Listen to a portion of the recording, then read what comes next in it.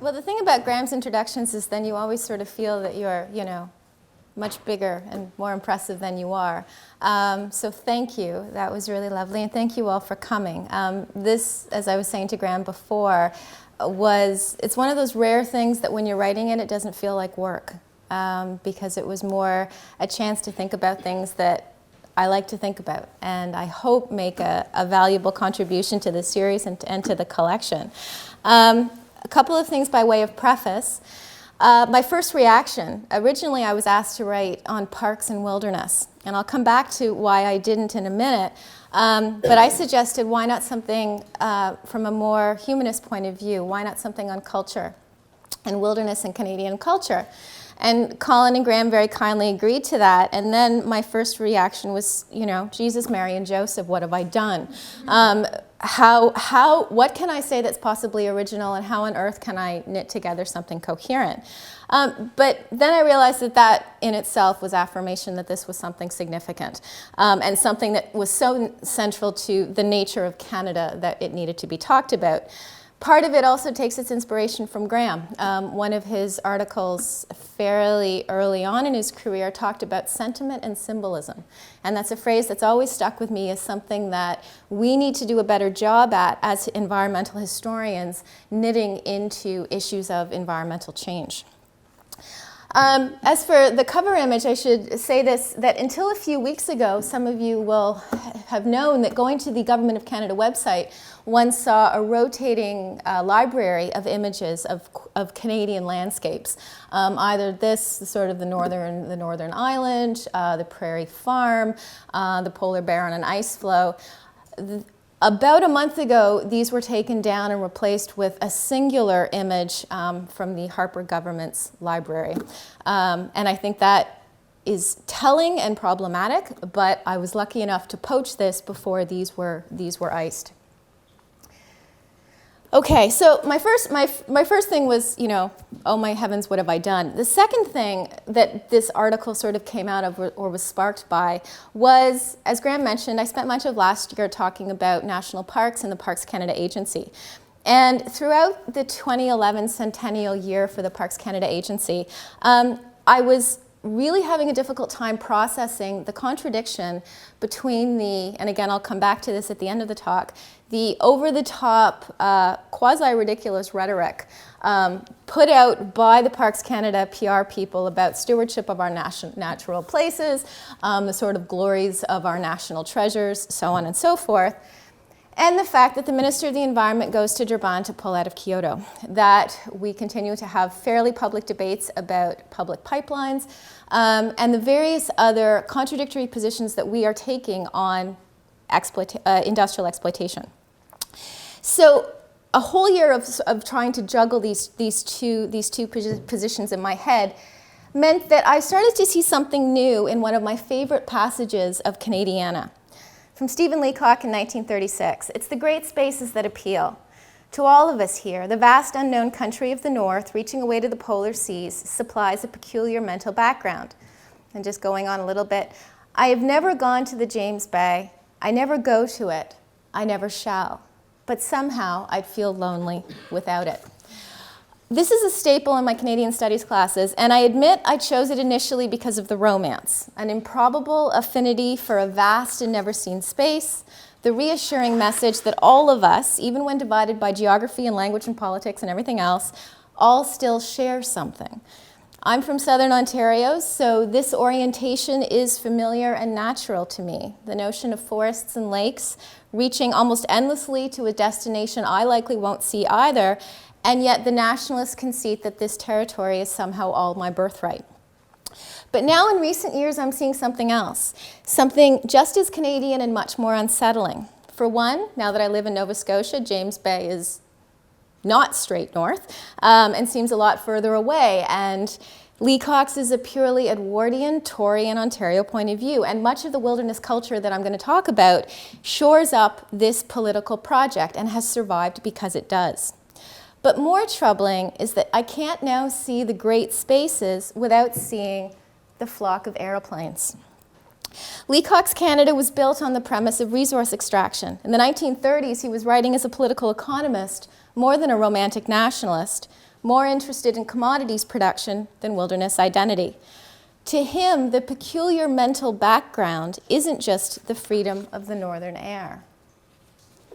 That's our country, our unfailing interest for all of us in its vast development, its huge physical future. We filled it in, shoveling up the mountains, floating in the sky to look for gold, and still finding the Star of Empire. That is the wilderness of Canadian culture, a site of material progress, that out of which we build a nation. The story since Confederation is one of more continuity than change. What Leacock described in 1936 was a vision of our country that the fathers of Confederation and almost all our provincial and federal governments today could equally adopt. Each generation has produced a gallery of wilderness imagery and rhetoric to absolve or distract us from the industrial, to reassure us that the great spaces remain, if not intact, at least resilient, to imbue the economic investment with a nobler cultural one. Despite half a century of academic and even artistic critique, the wilderness motif survives quite healthily because it has been successfully grafted into, diffused throughout, and consistently represented in popular culture and the language of protected places. We're able to believe we're more ecologically enlightened or empathetic than we actually are because we have a perfect alibi. From the vantage point of the 21st century, with Canada enjoying one of the highest standings of living in the world, there's a perverse kind of pleasure in invoking the horrified reactions of early explorers and commentators, from Jacques Cartier at Labrador, the land God gave to Cain, Samuel Champlain east of Lake Nipissing, un pays mal agréable, désert et stérile et peu habité, to Voltaire's quelques arpents de neige, habités par des barbares, des ours et des castors, inhabited by barbarians, bears, and beavers. After all, a nice summer property in the pays mal agréable can now run you a few $100,000. It's hardly biblical punishment. By Confederation, many Canadians were inclined to take an optimistic view of wilderness territory. Comparing the Sisters in the Wilderness, as many have done, Catherine Parr Traill made a better go of it than Susanna Moodie, because Traill was determined to see the wilds as God's gift to British America, waiting to be unwrapped, rather than as a bush to be suffered. As she wrote, "There is something good and pretty to be found everywhere if people will but open their eyes to see it, and their hearts to enjoy the good things that God has so mercifully spread abroad for us and all his creatures to enjoy. Canada is really a fine country and is fast becoming a great one." This is mostly from a short story about the gray squirrel's Nimblefoot and his sisters Velvet Paw and Silvernose, who gambol about in the wild woods. So it's not really nature red in tooth and claw. But such relentless optimism, colored with a significant degree of bullishness, was also required to propose the federation of small, divided colonies and then promptly insist on this precarious alliance's right to dominion over a continent. But the gamble paid off, because as numerous survey parties began to confirm, it was a fair estimation of the interior as a rich storehouse, of course, from which the fathers themselves would personally benefit. Here we see the value of wilderness when little understood and seen from a distance. It encouraged a rhetoric of ambition, of potential, that could distract the provinces from their distrust of one another and the Confederation project. You can see here my adopted Nova Scotia nationalism starting to bleed through. It bequeathed to a new and vulnerable state a massive territory, a geographical affirmation of sovereignty that looked particularly impressive on a map of the world, i.e. to other nation states, and it implied future occupation without requiring it immediately, a holding in trust of the, quote, unnamed country, thereby investing a country of invention and convenience with the grandest and most natural of destinies. As Douglas LePan would write a century later, there is still something to find in all this welter. In the Victorian Empire, the aesthetic and the extractive values of wilderness were intertwined and sold simultaneously. The industrial arts and the arts in manufacture showed the profits, and this is taken from an exhibition text, recovered from the wilderness and added to the productive resources and the wealth of the Dominion. alongside dioramas featuring the country's attractions for sportsmen. This is something that when I teach Canadian studies and I talk about the role of Canada in the empire as often as a destination for sportsmen activities, this is something that tends to resonate with my students. So I get exam answers such as, Canada was surrounded by a frontier of unseizable virginity, or Canada gave the men a chance to go out into nature and do manly things, expressing their manhood. This was a good thing that Canada could do in return for the British Empire. So clearly it resonates. Canadian corporations certainly understood the value of sponsoring the wilderness arts. It was the perfect advertising, promoting an image of respectable, high-minded philanthropy and heroic service to the nation, while showcasing their own assets to investors. The Canadian Pacific Railway excelled at selling wilderness on both these fronts, sponsoring artists and writers to travel from eastern Canada through the Canadian Shield to the Rocky Mountains. While the Trans-Canada route was celebrated as a technological triumph by the CPR, and a territorial accomplishment by Ottawa, images of mountain scenery provided evidence of the scale of that achievement and more benign and aesthetically pleasing material for the newest spin-off industry, tourism. While much of Canadian policy and art at this time was devoted to cultivating, literally, the settled and pastoral landscape, wilderness, especially one that was at once reassuringly distant and recognizably different, could satisfy those calling for a new nation, evidence of the peculiar mental background, to show as much to American annexationists as to home imperialists. This included invoking particular moments or behaviors that ostensibly demonstrated historical occupation of or current familiarity with the territory that the state now claimed, whether by the French, which tends to be the more romantic, or the English. Again, a classic of Canadian studies. By the end of the 19th century, however, most Canadians lived in the settled safety of the St. Lawrence lowlands and in growing urban centers. As the West proved to be arable and was relentlessly sold and settled as such, and the agricultural ideal displaced the landscape of the fur trade, the wilderness of the Northwest was perhaps in danger of becoming too much of a historical relic.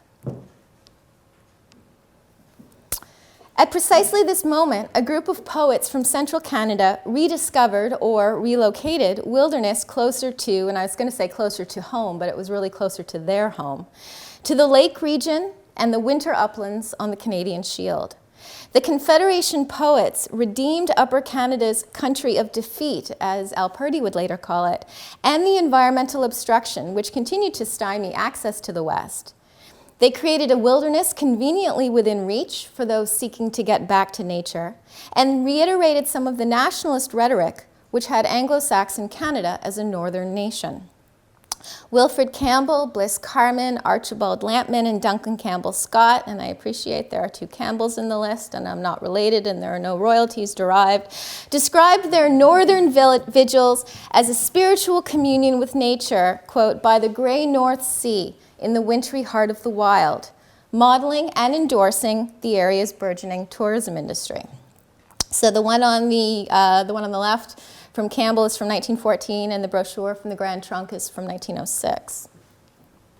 But then we also see this, an even earlier and more private publication. Wilderness was now consistently the spruce boreal forest, up to, and this is from Campbell Scott, the last portage and the height of land in the lonely north, enlaced with lakes and streams. Part of the appeal was the sense of an unchecked and unbounded swatch draining north into Hudson's Bay and the Arctic archipelago. Part of it was being away from the, this is another quote, crowded southern land. Here is peace on the uplands where the air is clear, accessible only by canoe.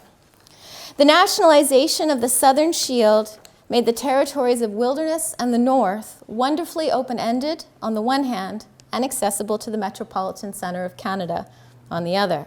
And you all know where I'm going next.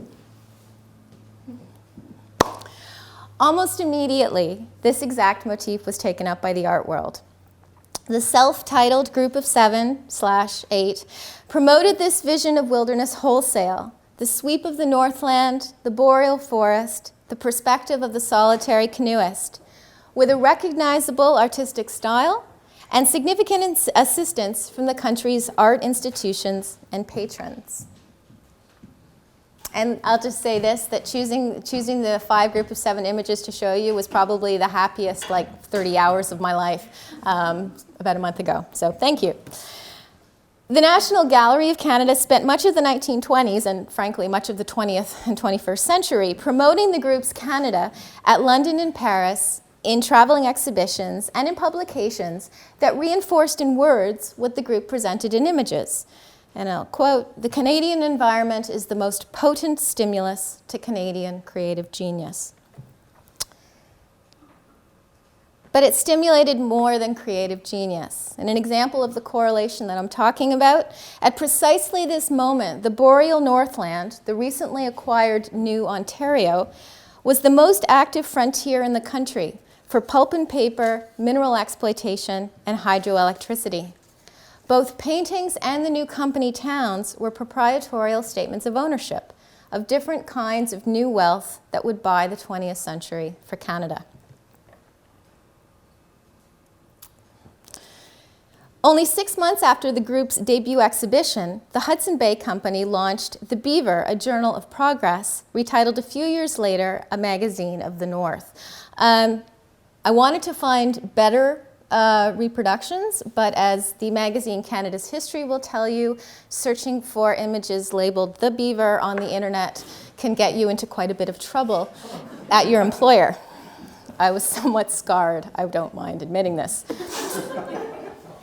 Like the CPR before it, this was a rather brilliant corporate strategy, helping the company reaffirm its claims to Northern Territory and reposition its identity from quasi-evil monopoly to unique custodian of Canadian heritage. In some ways, though, it was precisely this duality of active economic development and a static wilderness past that guaranteed its success. In 1930, Vincent Massey told the Royal Society of Canada, "In Canada, it is peculiarly necessary to realize that the human imagination can express itself just as well in engineering and in business as in poetry. The unseen harmonies which are discerned by the painter and the musician are no less the discovery of the man who masters the forces of nature. Our northern wilderness is, in a special sense, the scene of the poetry of action with its great treasure hunt conducted from the sky, its railways nosing their way through the forest to northern oceans, the harness which is being thrown on rapid and waterfall."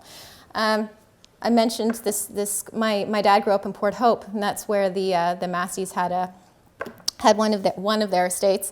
And I mentioned this to my father, and my father said that Vincent Massey wouldn't know one end of the paddle from another. Interestingly enough, Roy McGregor makes a very similar, equally derogatory comment about Northrop Frye, which is a duality I want to come back to. Anyway, Massey here might not sound much like the advocate for the humanities that we remember, but Massey's own fortunes derived from the industrializing economy of southern Ontario. And as Canada's envoy to the United States, he served 2 masters with equally keen interest in the treasure-laden wilderness. Besides, in the Depression, when most economic activity came from government stimulus projects, like building airfields and roads in remote areas, action plan, optimistic frontier rhetoric was better politics. The most eloquent voices for the national wilderness identity by mid-century were, of all people, historians. Writers like Donald Creighton, Arthur Lower, and William Morton, later grouped as the Laurentian school for their preoccupation with the geography of the Canadian Shield in shaping the course of Canadian history, crafted some of the most memorable claims to a dominion of the North and a wilderness nature that we have in the national canon. Why was their work so appealing? Again, it gave us literally the best of both worlds. And I never put this much text on PowerPoint, guys. You have to believe me. It's just because these quotes are really at the heart of my argument.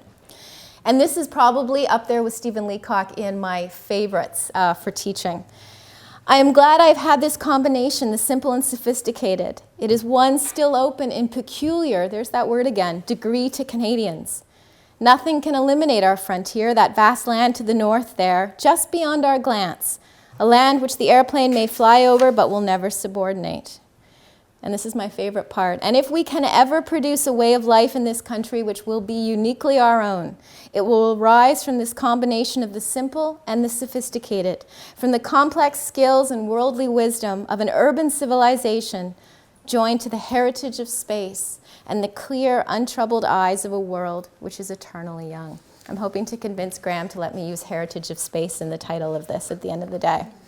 And you might have realized by now that this essay is essentially the we want to have our cake and eat it too argument of Canadian culture. It didn't ask Canadians to choose between industrial exploitation and spiritual equilibrium, between economic prosperity and cultural maturity. Indeed, in this view of Canada's history, one evolved over time out of the other. Out of, as Morton wrote, the fur traders, the lumberjacks, the prospectors, and the miners who have traversed the shield. And in this alternate penetration of the wilderness and return to civilization is the basic rhythm of Canadian life and forms the basic elements of Canadian character. This expected migration allowed an eastern-based population to claim a remote space, again, without requiring any permanent presence, whether as voyageurs, visitors to national parks in the Rockies, or canoeists to the north. Boys on canoe trips whose fathers were decidedly not lumberjacks or miners could feel, and this is from an interview with one of them who was paddling in the 60s and 70s, this was like the coureur de bois being sent off from Hochelaga to conquer the Northwest Territories for France. We were going into God-forsaken territory, and this was going to make men of us. It also introduces, in the mid-century period, a wonderful era of fur tradiana, a kind of interior decorating fashion phase. This is, again, to be autobiographical for a second, this is my grandfather's hotel. And he collected 19th century fur trade, French, Canadian, and 18th century fur trade stuff. But he wasn't alone. So again, it's sort of an element of popular Canadian culture that we start to see. Significantly, though, this view of wilderness as a place of human impermanence implicitly emphasized its resilience to industrial incursion.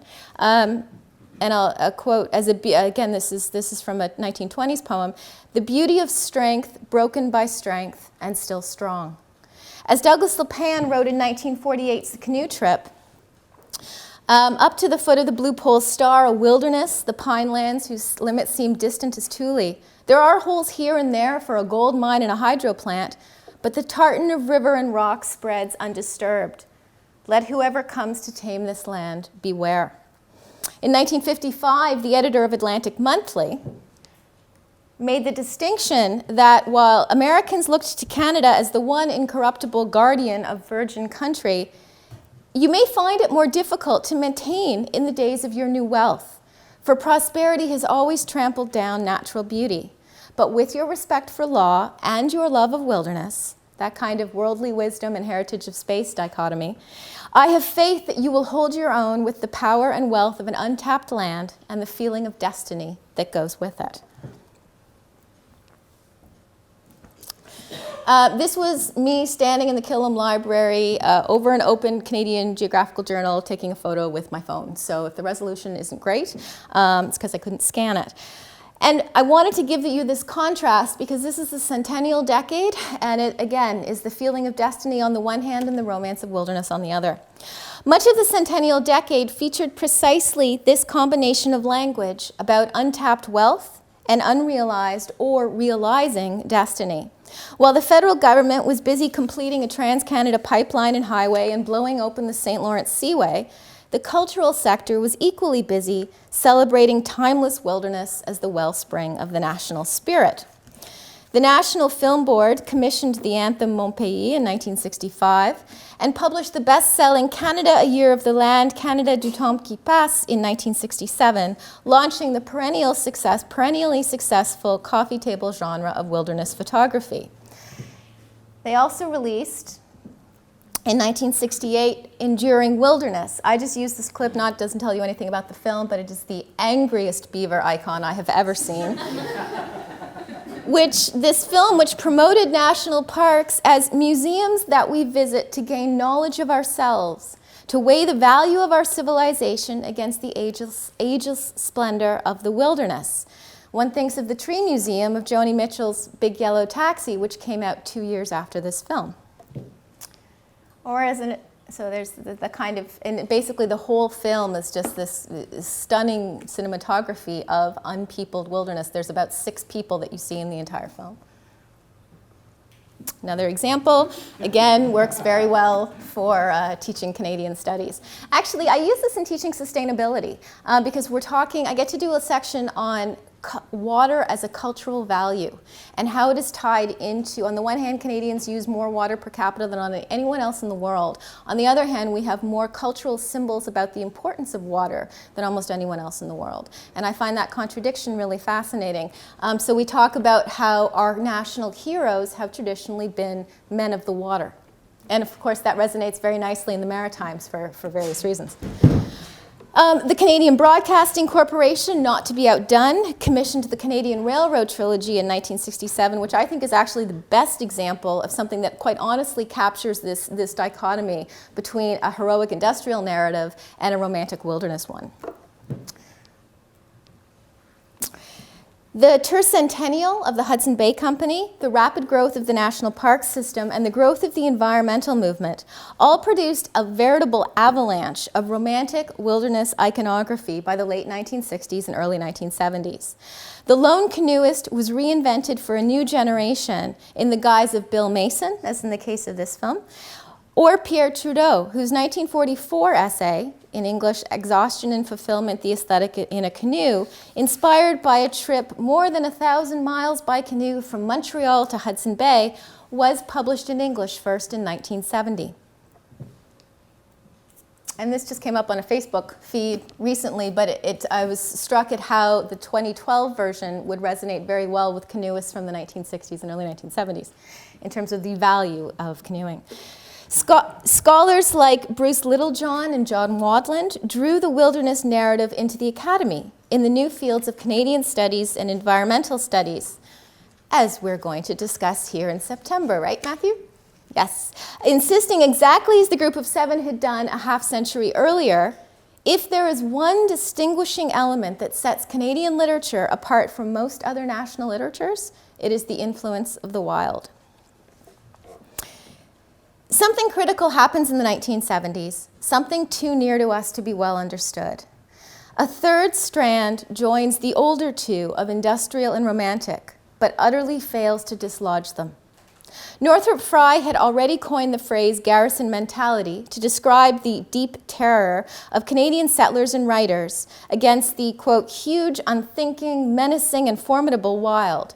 A theory furthered by Margaret Atwood in Survival, which I've always thought is a misleading title since she argues that most of the time Canadian writers want us to know that we probably won't. The Group of 7 were the easiest target, as totems always are, for the postmodernist critique. The racial and racist superiority of their northern rhetoric, their masculine bias, their regional bias, their elite patronage, and their role as handmaidens of the state in facilitating Ottawa's efforts to claim and re-territorialize Aboriginal lands. The emerging field of environmental history was also quick to point out the fault lines in wilderness as a concept, as William Cronin did, showing that the trouble with wilderness is that it is a product and projection of civilization. Using terms like cultured, constructed, manufactured, academics painted an inhabited and occupied space misleadingly presented as pristine. Art, too, recognized the imprint of technology and the limits of wilderness. Artists as diverse as John Hartman and Yin-Mi Yoon acknowledged the Group of 7 style, but insisted on peopling the wilderness space. What's interesting, though, is that John has gone from doing a deliberately kind of human landscape vision, in exactly Group of 7 territory, so in the Georgian Bay. And yet over time his work has actually, I don't want to say retreated, but he's become more comfortable with painting something that we would consider maybe more conventionally Canadian in its style. Similarly, this was an exhibit at the AGO last year, and the premise was that John Sasaki takes an 8-foot camera crane and video camera and places it in the positions where Tom Thomson painted iconic iconic paintings like Jack Pine and Northern River. And then he films the comedy that ensues as this 8-foot camera crane tries to do a 360 circle around, bumping into bushes and knocking over trees and getting in the way, to make a comment about the sort of the very human presence of going into an unpeopled wilderness. But what I think is interesting is that whereas the AGO voice is very kind of academic and curatorial and insists on the critique built in, Sasaki's own voice is rather more affectionate. And more affectionate than critical, just as Hartman's own position has become less distancing himself from group style and more approximating it. You all know him.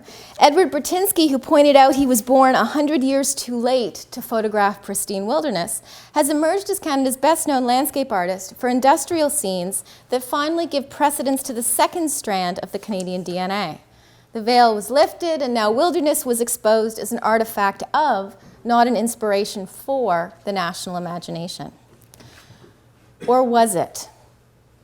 Canadians may appreciate Bertinsky in a gallery and as an ecological critic, but we are less inclined to hang his work in our living rooms. They read Roy McGregor for pleasure, Northrop Frye because it's assigned. Images of a shield wilderness and wilderness lifestyle were already too ubiquitous, too well grafted onto public life, and too appealing to be overwritten by an increasingly obtuse academic voice. The group of 7 may have been analyzed to death by critics, but remain immortal by virtue of being ubiquitous and likable. In 2008, the Ballet Jordan Company premiered a version of The Nutcracker set against Group of 7 paintings. The choreographer explained it was because it was connected to one of my favorite pastimes, canoeing in Algonquin Park. In 2009, the McMichael Gallery, admittedly the institutional defender and perennial beneficiary of the group, and the Department of Canadian Heritage launched Footprints, Legacy of the Group of 7, which records the efforts of Jim and Sue Waddington, long-standing outdoor enthusiasts who locate and photograph the exact location of group paintings, the same premise of Sasaki actually, and then on a community forum encourage others to do the same. And we'll all know that last year, the exhibition of Tom Thomson and the Group of 7 at London's Dulwich Gallery, but I would point out the caution to the audience or interested public at the bottom there. Please note this exhibition is attracting unprecedented numbers. In other words, wait in line. An older, uncritical, and romantic vision of wilderness remains alive and well in Canadian popular culture, arguably the most successful national stereotype in the country's history. It's elastic enough and appealing enough that we, or at least enough of us, continue to want to perpetuate it. In last year's Massey Lectures, Adam Gopnik said, "History comes in 2 flavors, the archival and the available, the past we have to dig out, and the past that's always there in front of us." He was speaking of the polar landscape, but I'd say it applies even more to the boreal forest, at least for the majority of Canadians. In 1999, Adrienne Clarkson used her installation speech as Governor General to describe her family's emigration as refugees to Canada, where they gained, quote, "a country with lakes. We became addicted to the wilderness." This is for you, Tina. From due south and nothing too good for a cowboy, from north of 60 to Arctic air, Canadian television has mastered a signature style of knowing, lightly satirical affection toward our wilderness image, which allows viewers to enjoy pristine visuals of the boreal forest, even as we, with a knowing wink to our own sophistication, make fun of it. Now, I don't think this will work. If anybody wants the link, I didn't think it was going to work. It's a 1995 Labatt Blue company. They did a series of these with the British William and the French Jacques, who had all sorts of debacles in 18th century Canada. And this particular one has the two of them canoeing down essentially the French River, and William having a grand vision of destiny for the country that will come, and Jacques, who's in the stern, batting at the mosquitoes, and he goes, "Oh, sacre bleu," and that's when William says, "Yes, that's what the beer will be called." So, but this kind of, again, in popular culture, making beer companies the inheritors of the CPR HBC tradition. In part, thanks to these exports, it remains the international signifier for our country.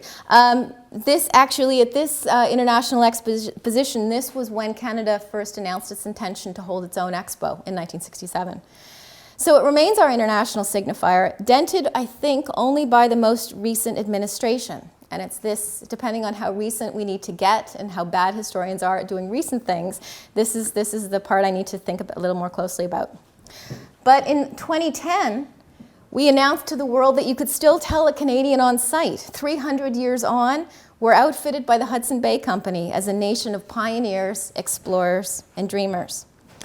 Outfitting is an important means of rejuvenating our wilderness identity. Canadians unite wilderness with culture as consumers. It's something we shop for. This makes recreational wilderness deceptively democratic. It celebrates the paddle over the motor, the lighter pack over the luxury item.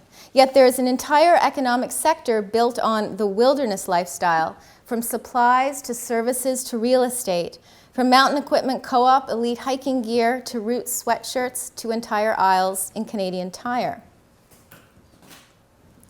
Not surprisingly, this connection remains strongest at its historical epicenter. And I'd like to say that while I think our television has a degree of irony, I think that the Globe style section has absolutely none at all.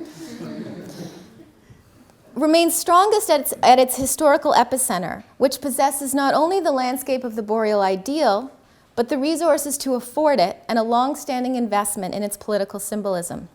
Australian emigre Jill Kirk-Conway recognized in Toronto a city built by, quote, fiscally conservative banks, visionary mining and railroad engineers, and canny lumber merchants, all intent on creating wealth, end quote, but from which residents fled to fishing camps in the Georgian Bay, Algonquin Park, or as she said, 1,000 glorious northern lakes, one of the many forms of getting way to the wilderness which formed the core of an Ontarioan's sense of place. It also forms an Ontarioan sense of style, with magazines and decorating venues courting the disposable income, the leisure preferences, the centralist nationalism, and the urban sensibilities or allergies of the Greater Toronto and Ottawa and London area. Ironically, I went to school with Sarah Richardson, and she is something of my nemesis because she took a lovely old cottage on the Georgian Bay and made it into basically Rosedale North, and for that I shall never forgive her. All right, so the final section on parks, which is of course what I was asked to write about in the first place. Despite this correlation with private ownership and possessions, nowhere has this been more actively nurtured and more successfully concealed than in our provincial and national parks. What I like about this photo is it was taken in 1956, and I think it could have been taken, last summer. In terms of probably most of us in this room have had our photograph taken in a similar position. Perhaps the most significant legacy of the 1960s, when wilderness became a North American environmental cause as well as a cultural icon, and the baby boom generation pursued it in unprecedented numbers, is the sense of entitlement to it. In the early 1970s, demand for canoe routes in Killarney and Quetico led the Ontario government to create a new category of wilderness parks, and even insisting that Algonquin Park should be and continue to be an average man's wilderness, easily accessible. I like this because, you can tell she's never paddled a canoe in the day of her life. This promise that parks offer a chance to reconnect with our wilderness heritage both overlooks and contributes to one fundamental problem. And for this, I will apologize to Colin and Graham, who asked me to write on parks and wilderness, and I will lay the blame utterly at the feet of Alan McEachern, who pointed this out to me. The fundamental problem is that parks aren't wilderness. Parks are segments of nature designed to attract and accommodate human recreation. In order to ensure the democratic reach of wilderness as a national birthright, parks offer an infrastructure that must cater to as wide an audience as possible. And they have been beyond successful. Another reason why generations of Southern Canadians learn to think of wilderness with affection and affinity. Though we may think of the Edwardian Chateau of Banff as the epitome of islands of civilization in the wilderness, the majority of our national parks are creatures of the automobile age. A plan by the U.S. National Park Service, known as Mission 66, proposed such extensive development to accommodate car-based recreation and generated such criticism by environmentalists that it prompted the passage of the Wilderness Act in 1964. In other words, the best legislation for protecting wilderness was a rejection of park landscapes.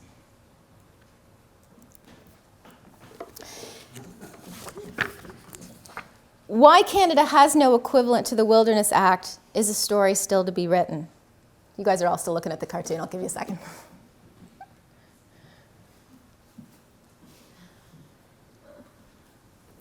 And in fact, one thing that's been a sort of both intellectual and personal concern to me the last couple of years is the accelerated efforts by Parks Canada precisely to convince us of this birthright, because they, as a political agency, are of as much anxiety about their long-term survival as any. So why do we have no Wilderness Act? I'll suggest two partial explanations. One is that we do, in some measure, have wilderness parks. Most new parks in the last 40 years have been created in the northern reaches of the Boreal Shield and the Arctic, where visitors number in the handfuls rather than in the hundreds of thousands or the millions. And this is a particularly impressive visual. A second is that we have been very good at convincing ourselves that our parks are islands or museums of wilderness, an argument that becomes all the more appealing and reassuring in light of active industrial development elsewhere.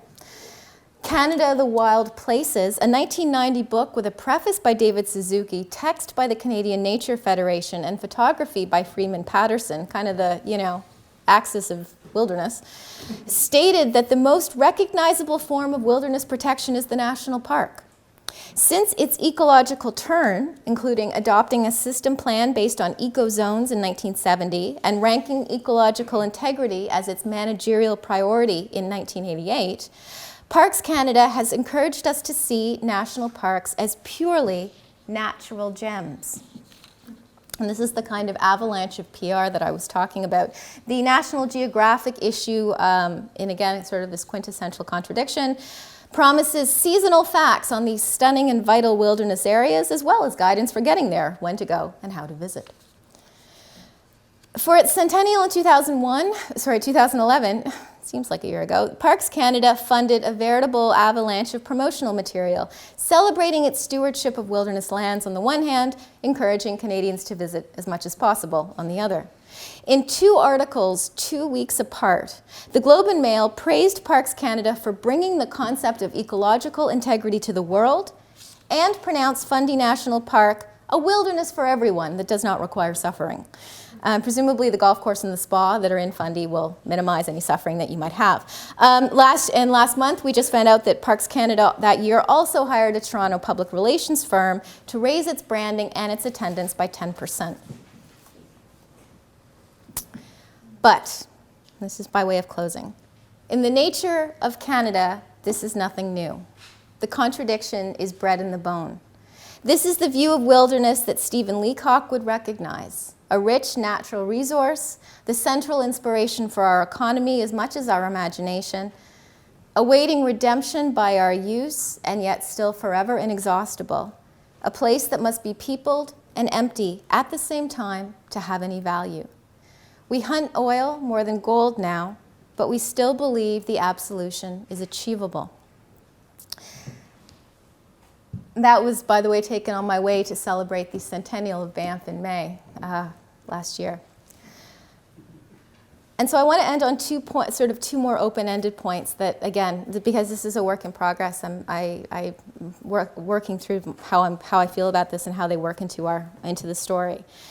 The first point, again, came out last month. Minister Joe Oliver's open letter to Canadians. And it reminded us that for many, it is more Canadian to develop the wilderness than it is to protect it. The letter, after all, accused foreign environmental groups of obstructing the natural, by which he presumably means Victorian, Canadian impulse. The letter said, the Mackenzie Valley Gas Pipeline review took more than 9 years to complete. In comparison, the western expansion of the nation-building Canadian Pacific Railway under Sir John A. Macdonald took 4. So again, which is more Canadian? And then this is the last one, and here I'm speaking as a teacher, not as a writer. Canadians born to the ecological age are now in their 20s. My students have known nothing else. But then Canadians born to Earth Day and David Suzuki are in their 40s. I'd like to point out that's not me either. So, I need to get a better sense of the 3 strands in the 1990s and 2000s. The strength or lack thereof of the peopled wilderness in the arts vis-a-vis popular culture, and whether this ecological generation has made any substantive dent or correction. So basically, whether or not my students who are in sustainability ask me, why is nothing changing? For me to be able to answer if anything actually is. So thank you for your patience. I hope you liked the visuals. And now do we have discussion? We do have time for questions. Great. And thank you very much.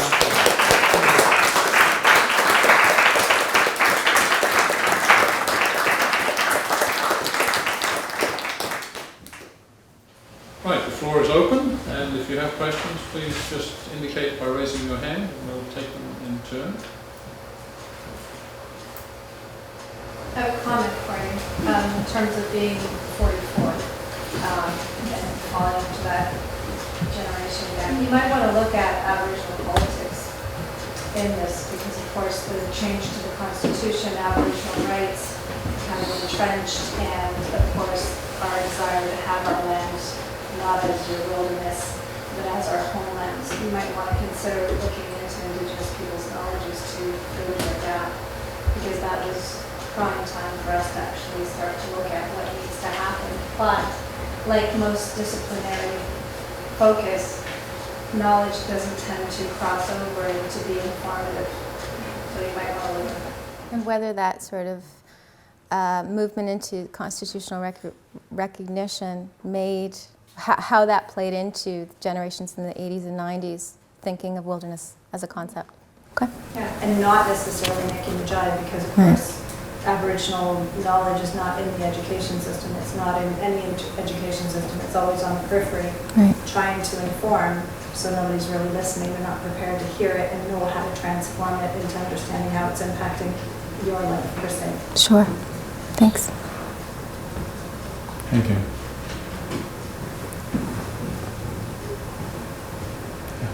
I wonder in what respect this also comes down to regional differences as opposed to a national story. I mean, is the story in Alberta different given that that's where the resources are now? Or, I mean, moving from, as you did, from Southern Ontario to Nova Scotia, I just wonder if this is a national project or if it's sort of a collection of different responses in different ways to the nature and progress.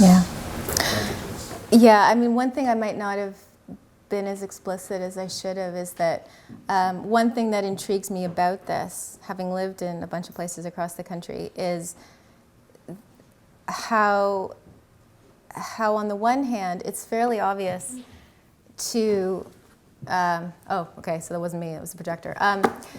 It's fairly obvious when you are not in Southern Ontario that this is a vision of Southern Ontario, and when you are in Southern Ontario, it is utterly unremarked that it is a vision of Southern Ontario.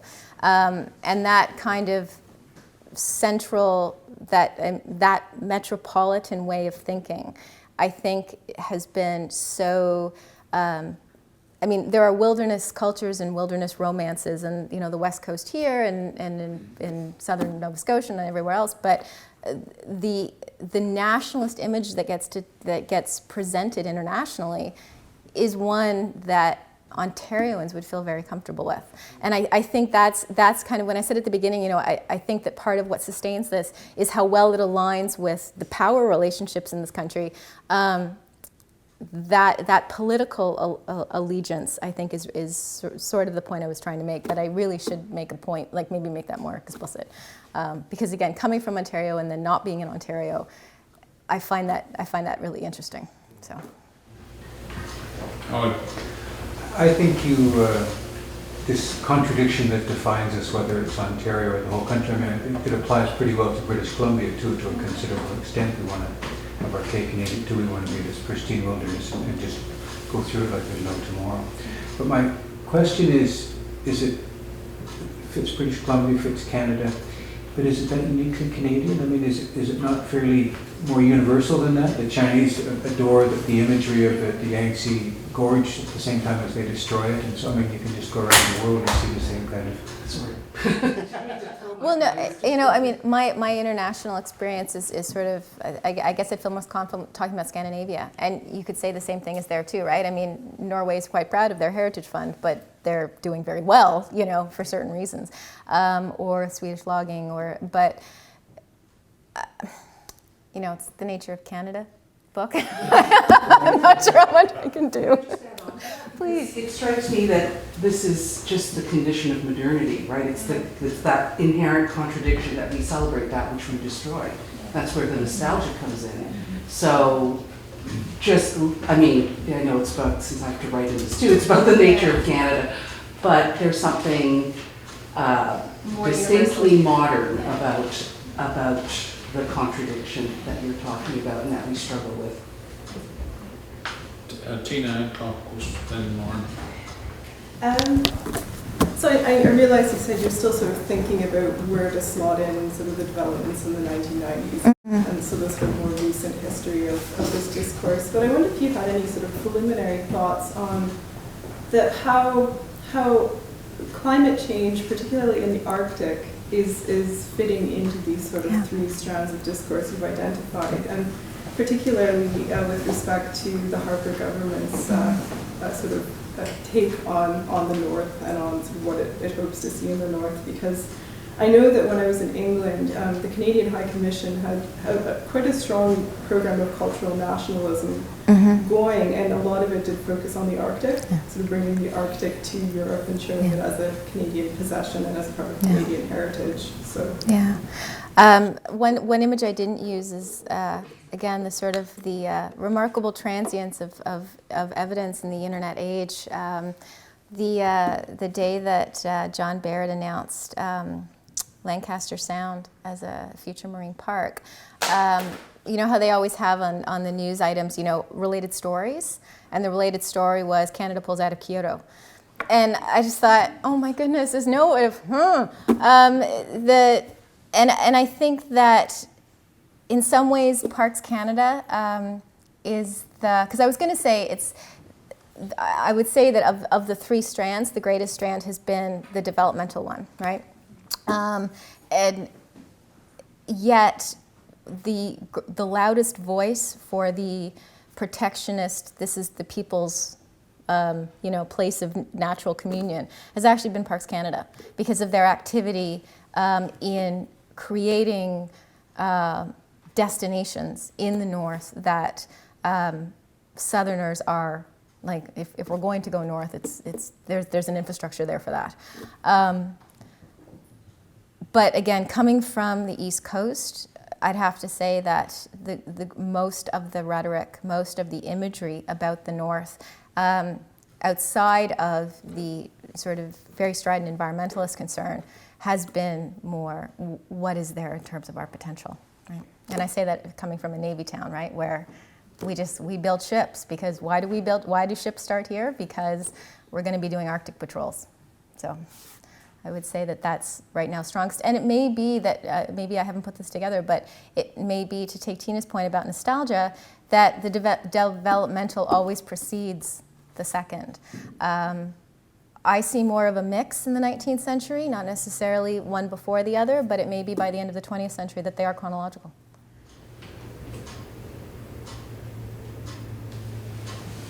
Laura? I was just wondering, this is just a general question, if you're looking at sort of the class elements of wilderness culture, in terms of who and what can have that gaze on a place to deem it wilderness, and what sort of position they have to occupy in order to do that, which I think really ties in quite well to the we admire what we aim to destroy aspect. And if you're thinking about that at all, because one thing that I think when you're talking that fits into this regionalism that you hinted towards with Southern Ontario is a lot of people are not from Southern Ontario associate Southern Ontario with wealth. I mean, being from Alberta, the part where I grew up, part of the country where I grew up in, people didn't have cabins because that was something rich people had. But we would go camping to sort of an imitation of that. And I'm wondering if you're thinking at all about sort of the class elements of wilderness culture. Well, sort of to come back to Jeffrey's point about regionalism, I mean, much of this is a statement of privilege, right? Privilege of access, which comes back to your point about, the sense of ownership versus the rights thereof. Questions of privilege both in wealth and in territory and in authorship, right? I mean, the Globe and Mail, our national newspaper, remembers to mention Nova Scotia, on occasional Tuesdays, but its vision of Canadian identity is one based on those who can afford it. So in terms of, I absolutely take your point, and especially in the question of who can buy into this, either who can be an arts patron or who can enjoy the lifestyle that we are constantly told is ours. But I think privilege is a multidimensional thing here, and it's sort of, one of the challenges about writing about Canadian culture and anything, it's like, well, that's a pretty singular. You're assuming on a singular definition, and one of the very first things you learn, first of all, being a Canadian, let alone someone who's interested in Canadian culture, is that the singular is the most artificial. So, yeah. And there's one at the back, and then Tina and Matthew. So, thanks for your talk. It was really interesting. So last year we were on campus here in March at Green College here for a session on colonialism. It was a dialogue on colonialism, marginalization, and Indigenous women. I can't remember the exact name.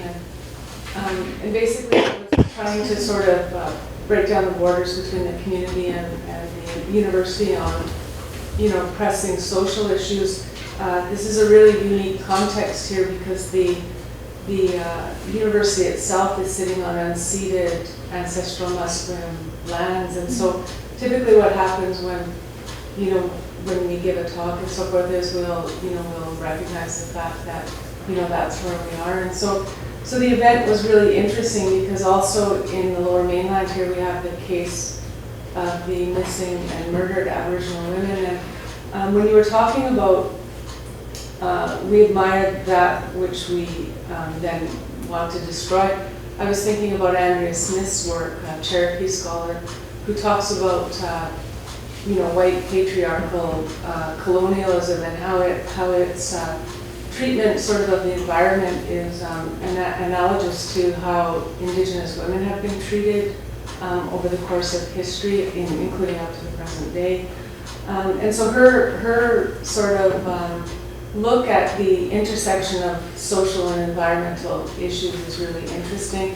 And I would say in the 90s, because I think you brought it up to the 90s, one of the things that we're starting to see is sort of Indigenous peoples being written back into the story in terms of like the environmental movement and so forth, but often in very superficial ways. So it's not about the problem of internal sovereignty that Canada has, it's more about how we can use the essentialist, superficial notions of Indigenous culture that we have in our minds, how we can use that to employ it in an environmental sort of way.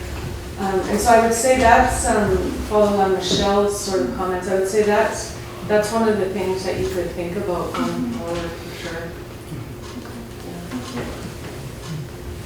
Okay, Matthew and then Tina and one at the back, and there's some here. Okay, sure. Matthew? Okay.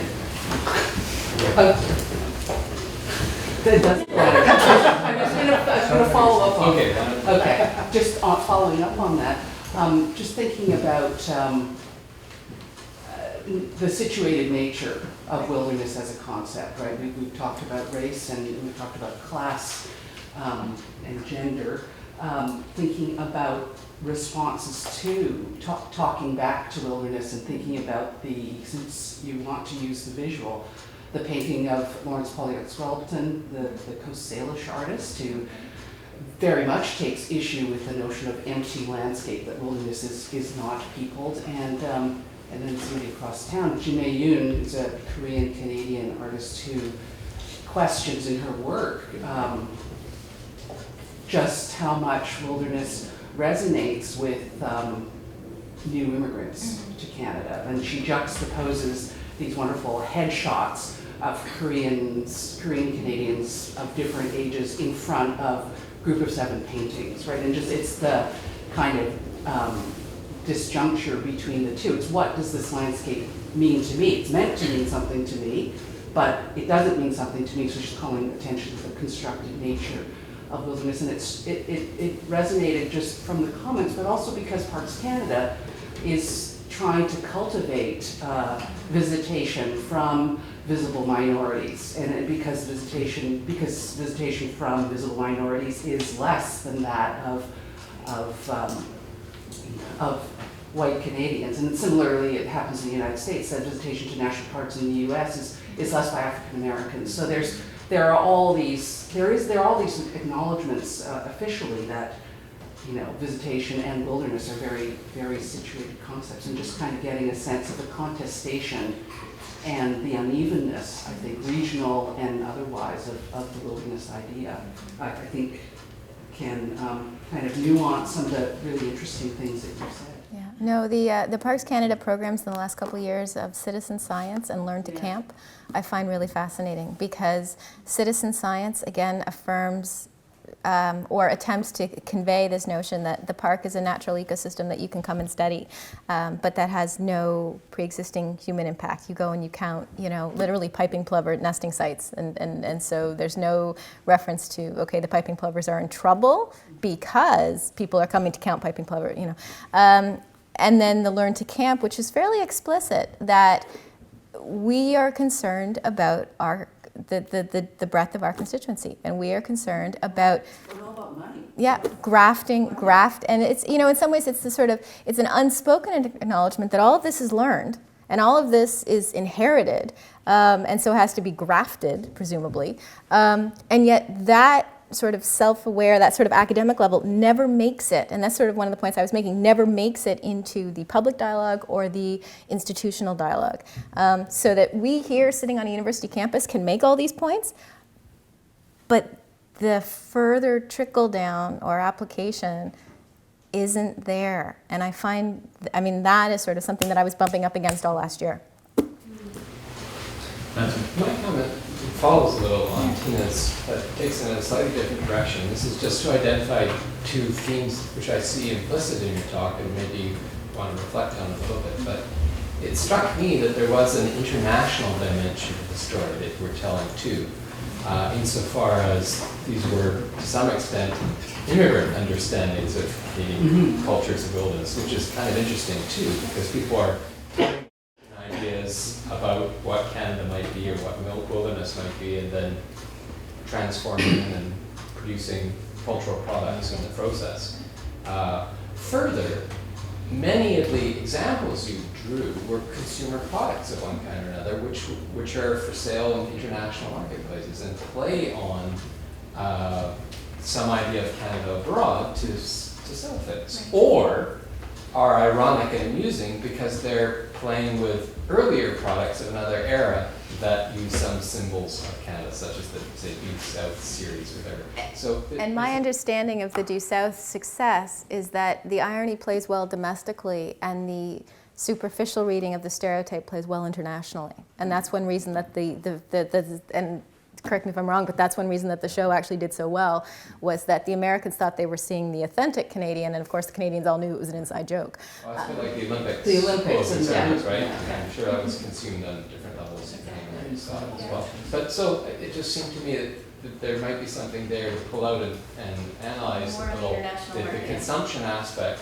how that plays a role here. How do cultural producers try to imagine a certain kind of Canada and wilderness for certain commercial reasons? And second, how is this Canadian story really caught up in an international flow of ideas? No, and I think another sort of argument for the inertia of change in this image. Again, while the academic critique has been, doing its thing for 4 or 5 decades, the international rippling since the creation of the national parks, if not before, has been this more singular, more superficial and straightforward image of Canada as the destination for all these things.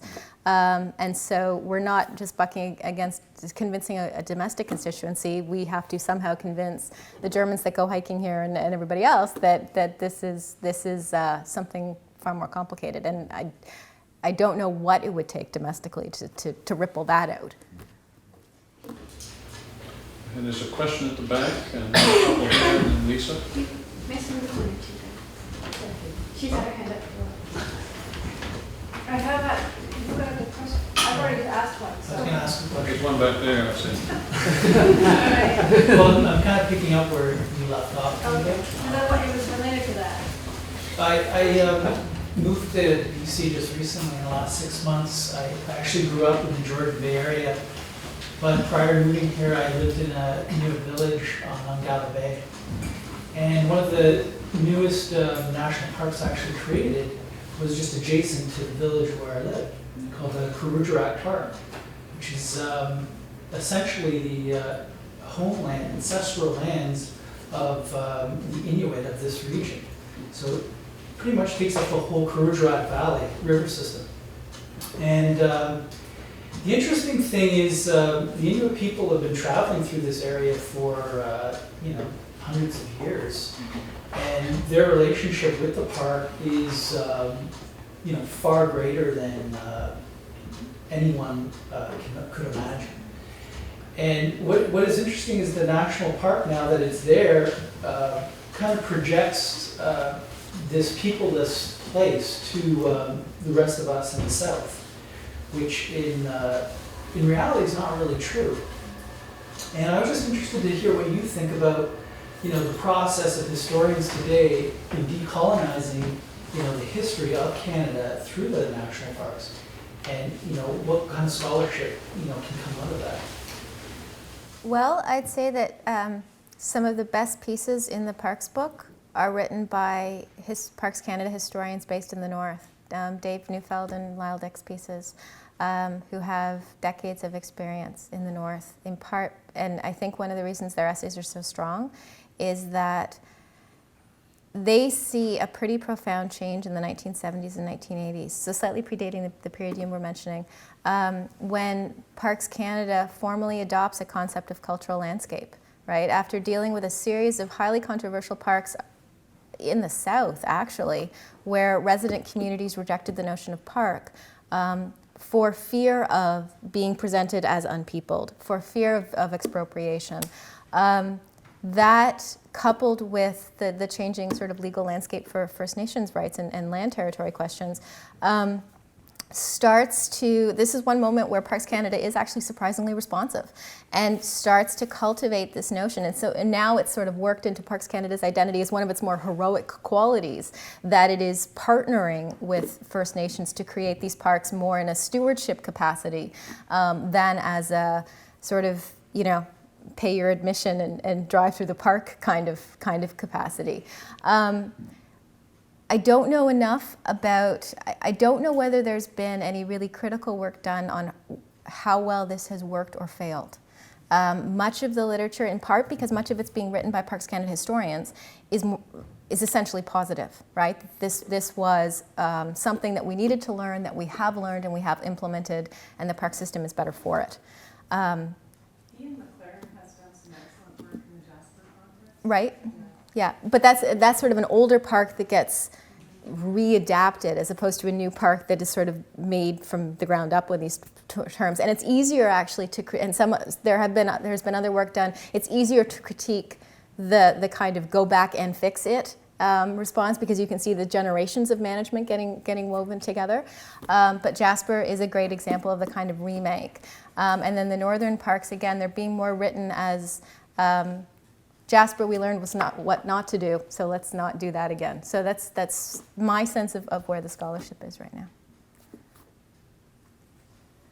Did you want to follow that? Yeah, I wanted to, and to the guy over there that was talking about the two streams too, in the paper, because there's, you know, when we're talking about immigration and then we're called fur traders something else, you know, and I'm just thinking fur traders, they were immigrants. Come on, let's be honest when we're thinking here of who was coming first, right? And they were immigration was based on economics, right? Because they were dispossessed from their own homelands in European places, and he came here as a matter of economics. And the thing that I find really interesting is if we go through all these constructed waves of, you know, development, that those two things, I tend to agree with him, is that those are the two, you know, themes that go all the way through. And when you start to look at Indigenous people's knowledges, and specifically like my nation, we're Tinaha, and so we decided that we were going to take our old residential school and we were going to build it into a world-class resort, golf course, casino, and hotel. Guess why? Because we're impoverished, because we need economic development, and we know where the money is, right? And so when we start looking at this tourism, and you look all around the coast, for example, the Newport people, right? They're right in there about ecotourism, but they're looking for the big money. They want the big money, because that's what we need, because we've been so impoverished within the system, the policy system. And the national parks is actually part of that challenge now with, you know, at least within our territory, of creating park space that then ends up, you know, like what you were saying, ends up repeopling us, but also socializing us and socializing our younger people to also think about that space as empty and open space. And so there's, you know, it would be really interesting to see where you take this at a much deeper level, and instead of just the superficial level, but at a deeper level of really understanding what is the common thread through this, and how do these other stories, right, marginal stories, play into this actual, you know, movement forward. Because I think that's where you're going to find, you know, what looks at first like a disparaging, you know, story around ecotourism is actually just a continuation of immigration and economics that this country's been based on. Okay, I have 2 or 3 more people who wanted to ask questions. Time is moving along. In fairness, I think we'll hear those questions, but if you could keep them short, that would be very helpful. And so it's Terry, and then one here, and then Lisa. Thank you. Just a couple of questions. The tension between recreation or use of the rural land versus nature, it's built in as a park system virtually everywhere. It's a matter of shifting the degrees of emphasis. The thing I would add to that is the emphasis on preservation of the natural areas themselves, call it wilderness perhaps, maybe not, and the influence in recent decades of science, biology, the conservation biologists, and a whole raft of other people who are over physical sciences. That's a real change from 75 years ago. Although you look at some aspects of it, the forester was the local natural historian out there. I would look, for instance, at the Harriman expeditions in Alaska, if you have the chance, and because that was a great scientific expedition, but it was also a great summer cruise. In many ways, it was the origin of the Alaska cruise ship, but it also was one of the greatest scientific expeditions we've had in the cast of characters that was there. It was as if Bill Gates collected all his favorite scientists and put them on a boat and went off for the sun or something. That brings to mind another thing about the density of Canadian landscape and the distribution of population.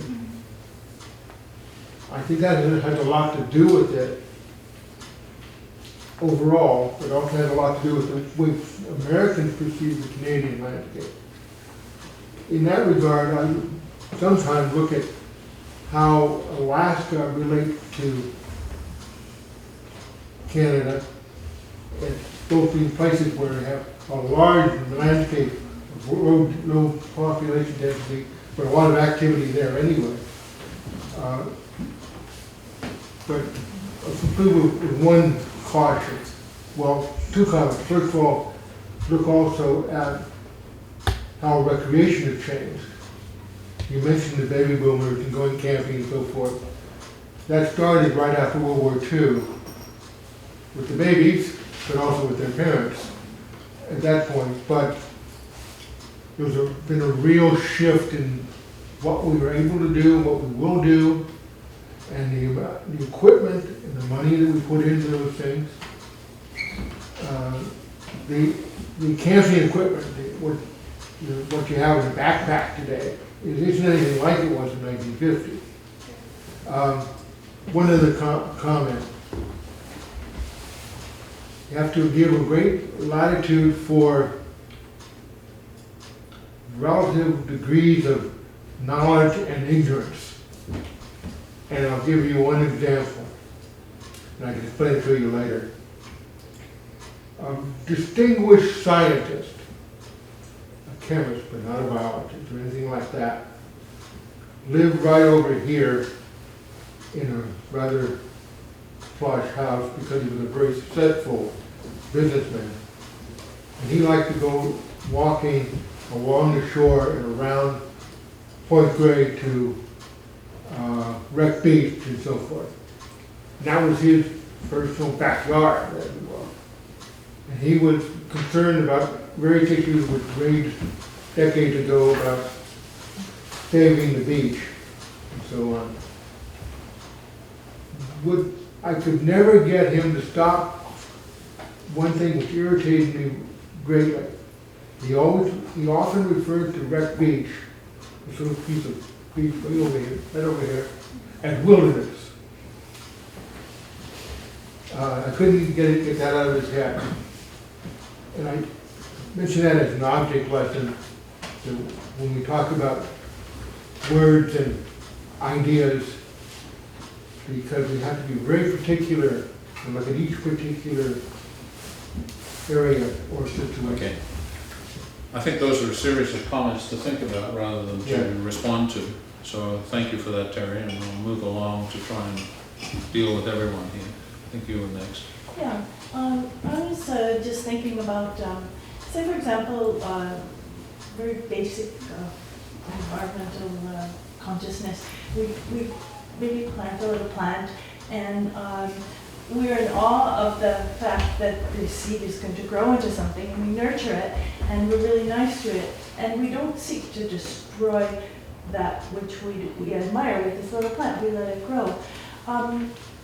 There comes a point that I've noticed, and it's again in specific little teeny local areas, where people are courageous enough to take that leap to continue to nurture and support that which becomes no longer in need of our care and begins to have a life of its own, which makes us have to kind of reckon with a feeling of powerlessness or feeling of overwhelming of this thing that we used to take care of becoming more powerful than ourselves.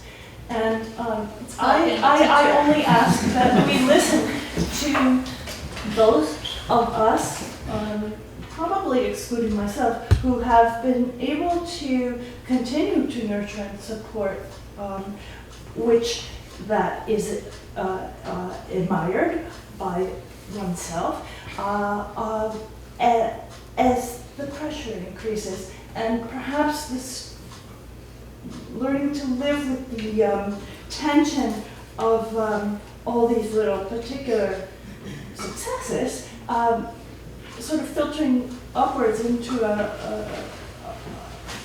hearing text management group of people, so that even if it's complex, we might be able to have a loosely knit